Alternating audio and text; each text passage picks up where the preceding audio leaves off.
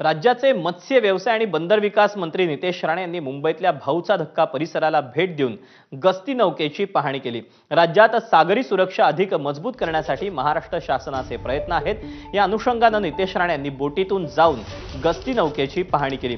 या गस्ती नौकेची लांबी 13.30 मीटर असून तिचा वेग ताशी 30 सागरी मैल।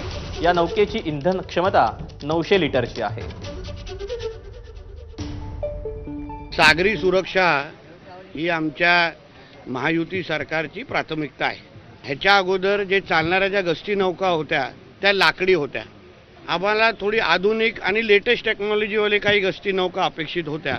त्यानुसार आज जी काही गस्ती नौका आपण पाहिलेली आहे तशा 5 गस्ती नौका लवकरच आपण समुद्रकिनारी आपण उतरवणार आहोत।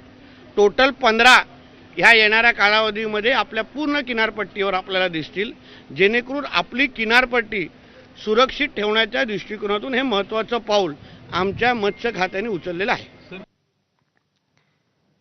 आणि या बातम्यांसोबतच मुंबई एक्सप्रेसमध्ये वेळ झाली एका छोट्याशा ब्रेकची। लगेच परत येतोय, पाहत रहा।